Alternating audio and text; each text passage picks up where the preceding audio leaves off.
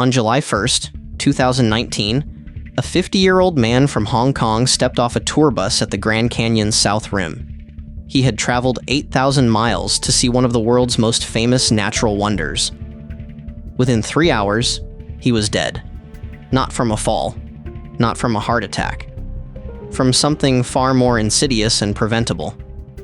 He died from heat exhaustion on what park rangers described as a moderate hiking day. This wasn't an isolated incident. It was Tuesday. Every year, over 6 million people visit the Grand Canyon. Most leave with photos and memories. But hidden within those statistics is a darker reality that the tourism industry doesn't advertise.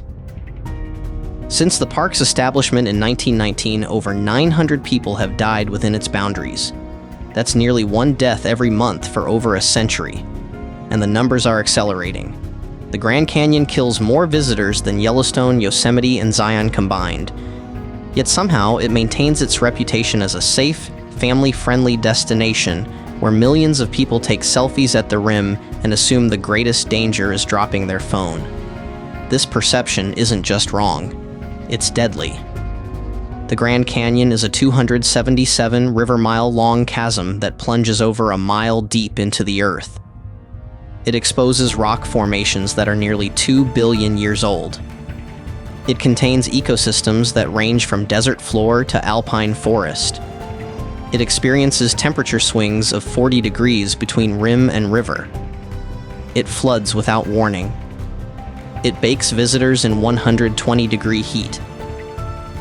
It hides its dangers behind a facade of accessibility that lures unprepared people into one of the most unforgiving environments in North America. The illusion of safety begins the moment you arrive. Paved parking lots, visitor centers, gift shops selling t-shirts and postcards, shuttle buses that run every 15 minutes. The infrastructure suggests civilization, control, safety. The Grand Canyon has been packaged as a tourist destination so successfully that millions of people forget they're standing at the edge of a geological abyss that has been killing humans for as long as humans have been foolish enough to enter it. But the canyon doesn't care about your vacation plans. The first thing that strikes most visitors is the scale. The Grand Canyon is so vast that the human brain struggles to process it. Standing at the South Rim, you're looking across an average distance of 10 miles to the North Rim. The Colorado River, which carved this entire landscape over millions of years, appears as a thin ribbon 4,000 feet below. What looks like a short hike down to the river is actually a descent equivalent to walking down the stairs of a 400-story building. In the desert. Without air conditioning. This scale creates the first deadly illusion. Distances that appear manageable from the rim become brutal death marches once you're inside the canyon. The Bright Angel Trail, one of the most popular hiking routes, drops 4,380 feet over 9.5 miles to reach the Colorado River. From the rim, it looks like a pleasant afternoon walk. In reality, it's a journey into an environment so hostile that park rangers post signs warning visitors that hiking to the river and back in a single day is not recommended for anyone. People ignore these warnings constantly. The second illusion is accessibility. The Grand Canyon's most popular trails are wide, well-maintained, and clearly marked. The Bright Angel Trail even has rest houses with water and shade at regular intervals. This infrastructure creates a false sense of security. Visitors assume that if the Park Service built a trail, it must be safe to hike. They don't realize that these trails were originally constructed by miners and prospectors in the late 1800s and early 1900s. People who understood that the canyon was trying to kill them and planned accordingly. Modern tourists often approach these same trails wearing flip-flops and carrying a single water bottle. The third illusion is timing. Most visitors arrive during daylight hours when the canyon appears benign. The sun illuminates the colorful rock layers. The views are spectacular. The temperature at the rim might be a comfortable 70 degrees. What they don't see is how quickly conditions change once you descend. For every 1,000 feet of elevation you lose, the temperature increases by approximately 5.5 degrees. This means that on a pleasant 75-degree day at the South Rim, the temperature at the river can exceed 110 degrees. But temperature is just the beginning. The Grand Canyon sits at an elevation of over 7,000 feet above sea level. For visitors arriving from lower elevations, this immediately reduces their physical capacity. The air contains roughly 25% less oxygen than at sea level. Hearts work harder. Lungs struggle. Physical exertion becomes more difficult. Yet most people don't notice these effects until they're already deep in the canyon, where turning back requires the same energy expenditure as continuing forward. The canyon's geology compounds these challenges. The rock layers that create the Grand Canyon's famous visual appeal also create a hiking nightmare. The upper layers consist of relatively soft limestone and sandstone that erode easily, creating loose, unstable footing. Below that lies the Red Wall limestone, a 500-foot tall cliff face that forces all trails to follow narrow, winding routes with significant exposure. At the bottom, the Vishnu schist, some of the oldest rock on Earth, creates a landscape of jagged boulders and narrow passages that can trap hikers in dead-end canyons. Every step down is a step that must eventually be retraced going up. But hiking out of the Grand Canyon isn't simply the reverse of hiking in. It's an entirely different physical challenge that catches unprepared visitors off guard. The human body is designed to walk on level ground.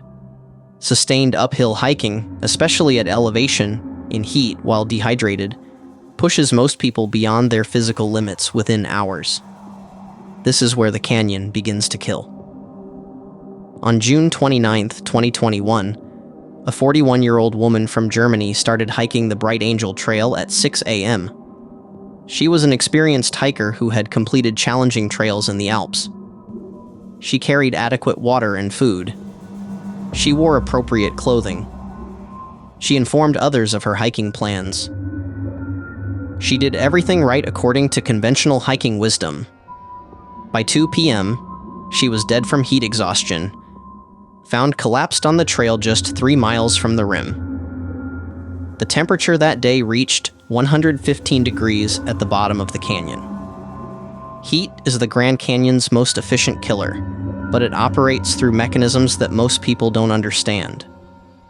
The human body maintains a core temperature of 98.6 degrees through a complex system of sweating, blood vessel dilation, and behavioral adaptation. When external temperatures exceed body temperature, this system begins to fail. At 105 degrees, the body can no longer cool itself through sweating alone. At 110 degrees, cellular damage begins. At 115 degrees, organ failure becomes likely within hours. The Grand Canyon regularly experiences temperatures that exceed these thresholds. During summer months, temperatures at the river level routinely reach 120 degrees. The rock surfaces can become hot enough to cause second-degree burns on contact. The air itself becomes a furnace that heats the lungs with every breath. But heat doesn't kill quickly. It kills gradually, through a process that victims often don't recognize until it's too late. The first stage is heat exhaustion, fatigue, nausea, dizziness, and confusion. These symptoms are easy to dismiss as normal hiking discomfort. The second stage is heat stroke, when the body's cooling system shuts down entirely. Core temperature rises rapidly. Brain function deteriorates. Victims become disoriented and make increasingly poor decisions. In the Grand Canyon, poor decisions become fatal decisions. Dehydration accelerates this process. The human body loses water through sweating, breathing, and urination. In extreme heat, sweat rates can exceed 2 liters per hour. Most hikers carry between 1 and 3 liters of water total. The math is simple and unforgiving. In Grand Canyon conditions, the average person becomes dangerously dehydrated within 2 to 4 hours of moderate exertion. But dehydration isn't just about water loss. It's about electrolyte imbalance. Sweat contains sodium, potassium, and other essential minerals.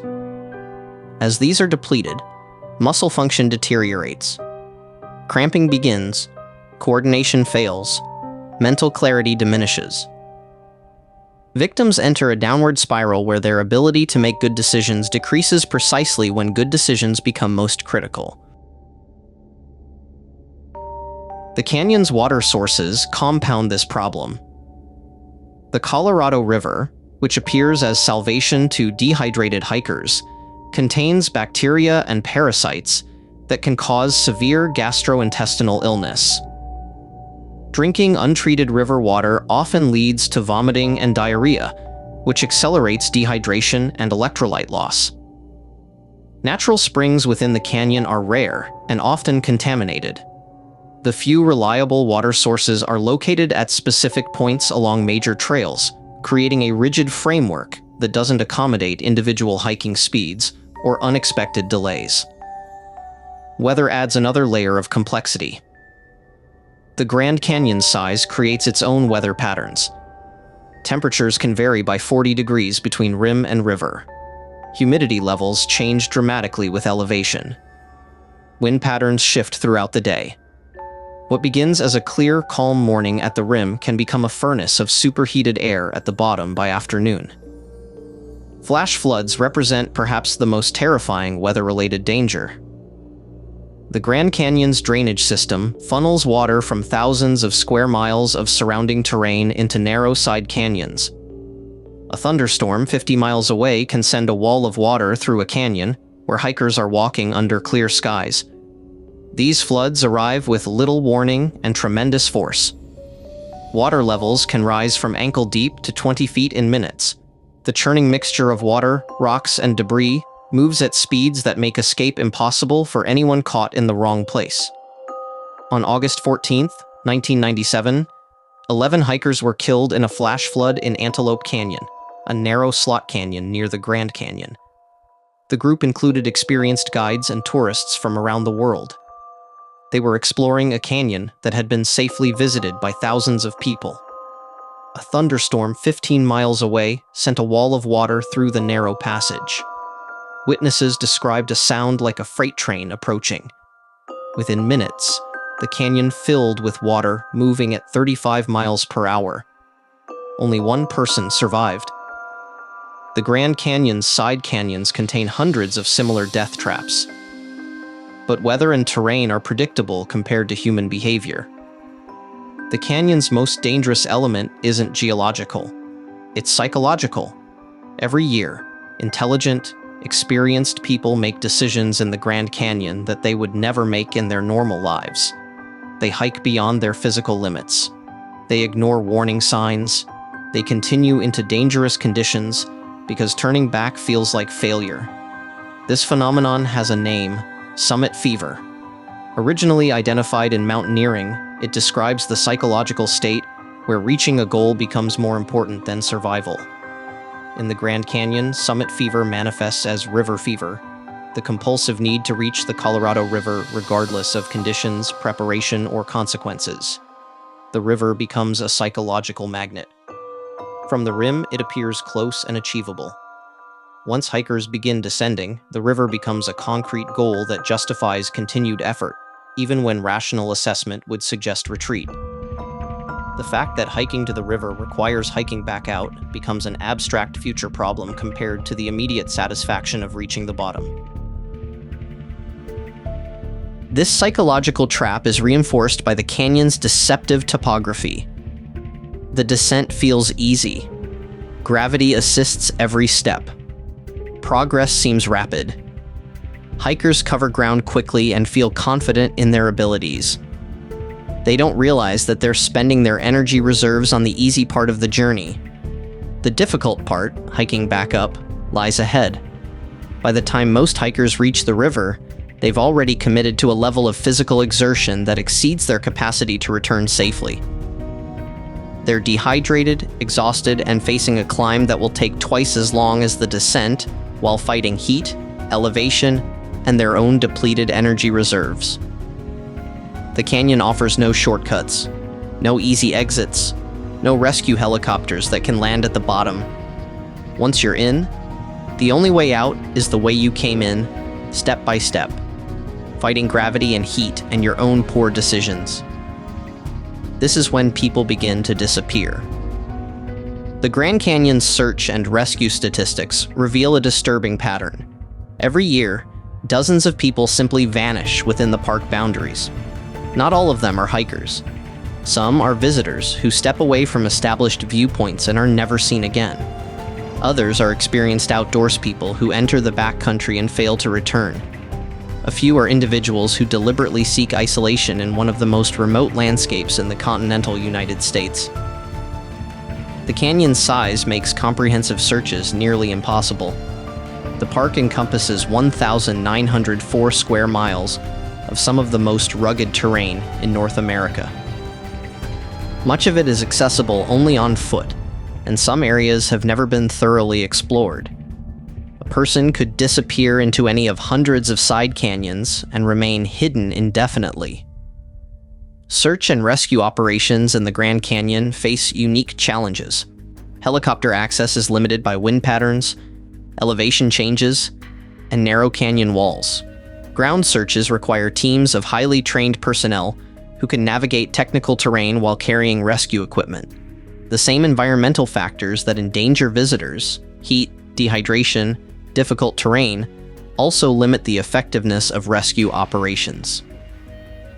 Time becomes critical. In Grand Canyon conditions, a missing person's survival window is measured in hours, not days. Dehydration and heat exposure can kill within 24 hours. Injuries that would be manageable in other environments become life-threatening when combined with extreme heat and limited access to medical care. The case of Glenn and Bessie Hyde illustrates how the canyon can swallow people without a trace. In 1928, the newlywed couple attempted to navigate the Colorado River through the Grand Canyon in a homemade wooden boat. They were experienced river runners who had successfully completed other challenging expeditions. On November 30th, their boat was found floating empty near Diamond Creek.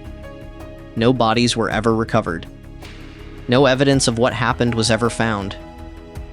Glenn and Bessie Hyde simply vanished into the canyon's depths, leaving behind one of the American West's most enduring mysteries. More recently, the disappearance of Charlie Lyon in 2004 demonstrated how even experienced Grand Canyon hikers can vanish without explanation. Lyon was a 49-year-old software engineer who had hiked in the canyon multiple times.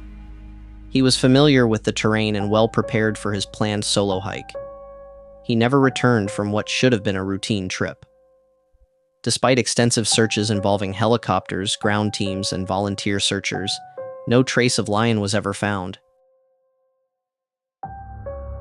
These disappearances highlight a disturbing reality. The Grand Canyon is large enough and complex enough to hide evidence indefinitely. Bodies can fall into inaccessible crevices. Flash floods can wash away all traces of human presence. The desert environment can reduce organic material to dust within months. People can simply step off the known world and disappear into geological time. But for every person who vanishes, dozens more are rescued from situations that could easily have become fatal. The Grand Canyon's search and rescue teams respond to over 400 emergency calls per year. These range from minor injuries and dehydration to life-threatening situations requiring helicopter evacuation and advanced medical intervention. The stories of these rescues reveal the thin line between survival and death in the canyon environment. In July 2020, a 63-year-old man from Texas collapsed from heat exhaustion while hiking the South Kaibab Trail. His core body temperature reached 107 degrees. He was unconscious and in organ failure when rescue teams reached him. A helicopter evacuation and immediate medical intervention saved his life, but doctors estimated he was within 30 minutes of death when treatment began. These rescues come at enormous cost. Helicopter operations in the Grand Canyon are dangerous and expensive. Ground rescues require teams of specialized personnel who risk their own safety to reach victims in remote locations.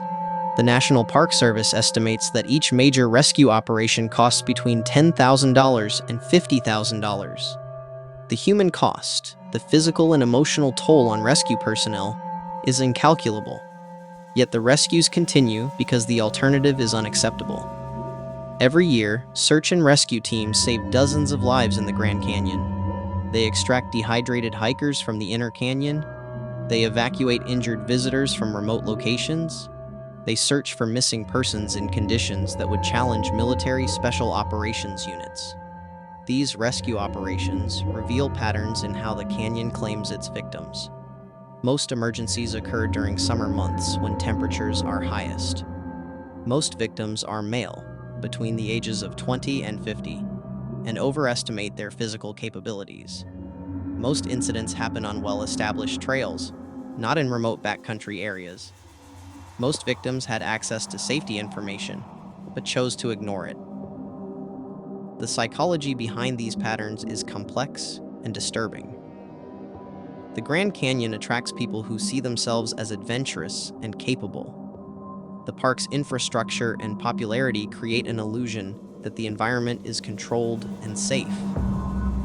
Visitors arrive with expectations shaped by social media images and tourism marketing that emphasize beauty and accessibility while downplaying danger.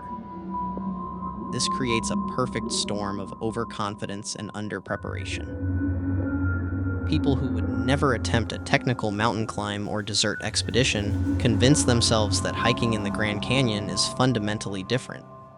They see families with children on the trails and assume the environment must be benign. They observe the steady stream of tourists and conclude that serious danger is unlikely. The canyon exploits these assumptions ruthlessly. Risk perception research shows that humans are notoriously bad at assessing environmental dangers, especially in unfamiliar settings. We rely on social cues and past experience to gauge risk levels. In the Grand Canyon, these mechanisms fail catastrophically. The presence of other people creates a false sense of security. The well-maintained trails suggest safety. The beautiful scenery distracts from environmental hazards. Meanwhile, the actual risk factors, heat, dehydration, elevation, distance, operate according to physiological laws that don't care about human perceptions or expectations. The canyon doesn't adjust its lethality based on visitor volume or trail popularity. It maintains the same hostile environment that has been killing unprepared humans for centuries. This disconnect between perception and reality explains why intelligent, successful people continue to die in the Grand Canyon despite abundant safety information and warning systems. They're not stupid or reckless. They're human beings whose risk assessment mechanisms are poorly adapted to environments that combine accessibility with lethality. The canyon's death toll reflects this fundamental mismatch between human psychology and natural reality. Since 1919, falls account for the largest number of fatalities, followed by heat-related deaths, drowning, and medical emergencies. But these categories don't capture the full scope of how the canyon kills. Many deaths result from cascading failures, where initial poor decisions lead to increasingly desperate situations. A typical fatal sequence begins with overconfidence. A visitor decides to hike farther or faster than their preparation warrants.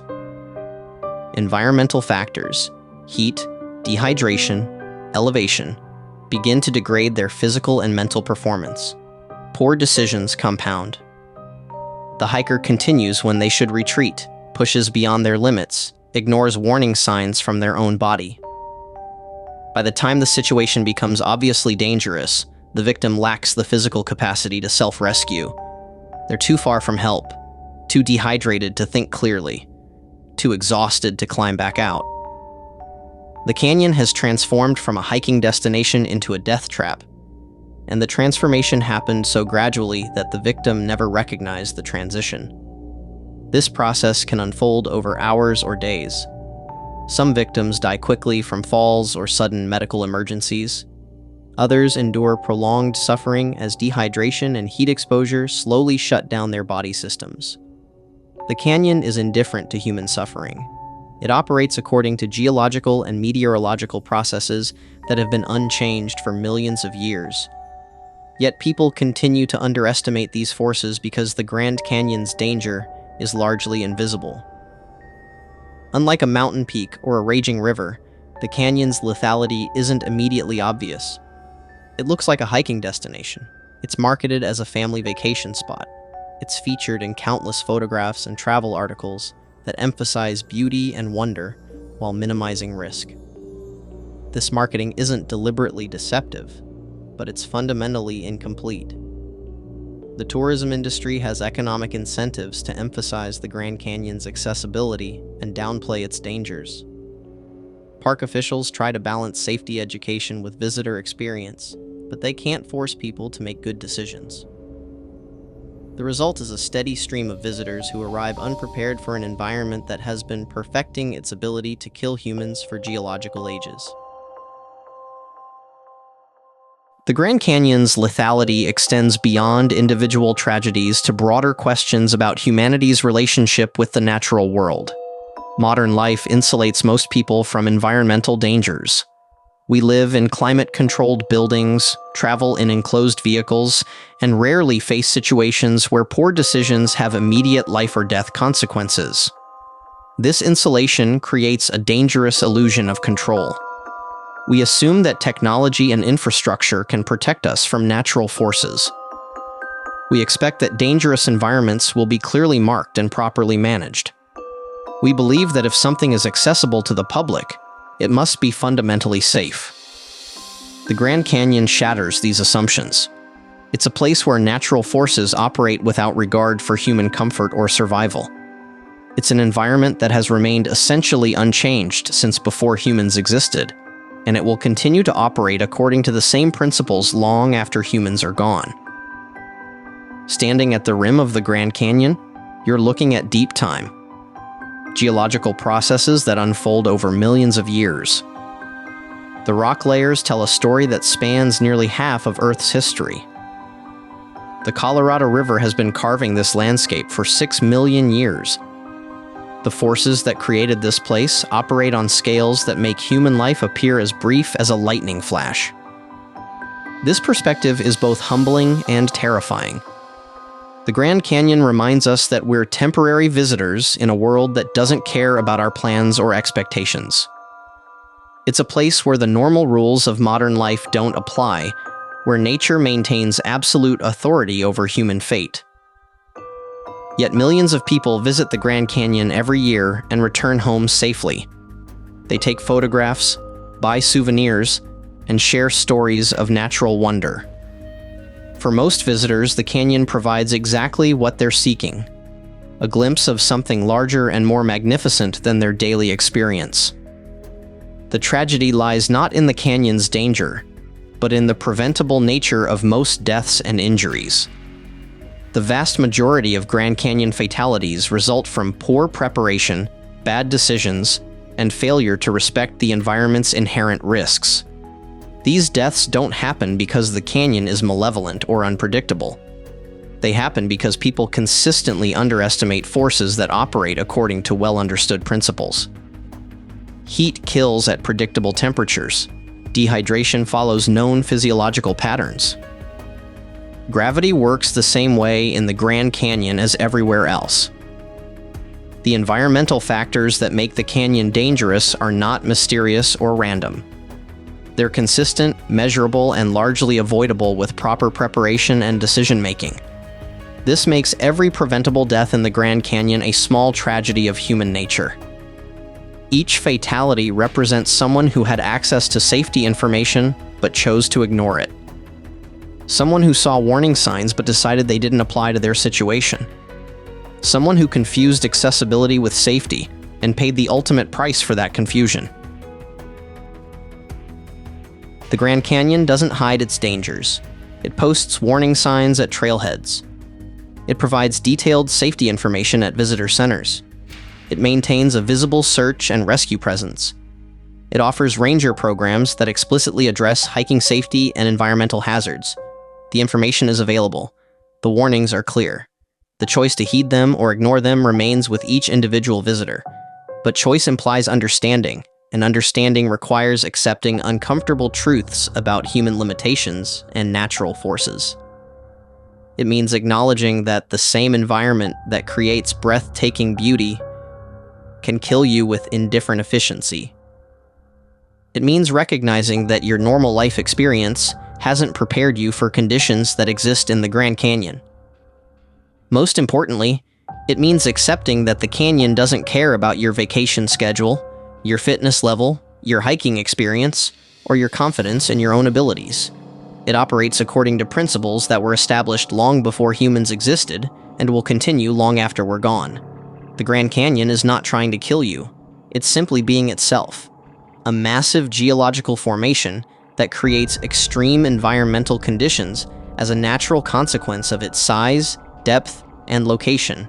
The danger emerges from the intersection of this environment with human psychology and physiology that evolved for very different conditions. We are savanna creatures trying to navigate a landscape carved by geological time. We carry water in bottles when we need to carry it in our bodies. We make decisions based on social cues when we need to make them based on environmental reality. We trust our perceptions when we need to trust our instruments and our preparation. The Grand Canyon reveals these mismatches with brutal clarity. It's a place where the normal human experience breaks down and natural forces reassert their authority. It's beautiful precisely because it's indifferent to human presence. It's dangerous precisely because it operates according to principles that don't accommodate human comfort or convenience. Standing at the edge of the Grand Canyon, you're standing at the edge of deep time, looking into an abyss that connects you to the fundamental forces that shaped our planet. The same processes that created this magnificent landscape continue to operate today. The same forces that carved these rock layers continue to shape the environment.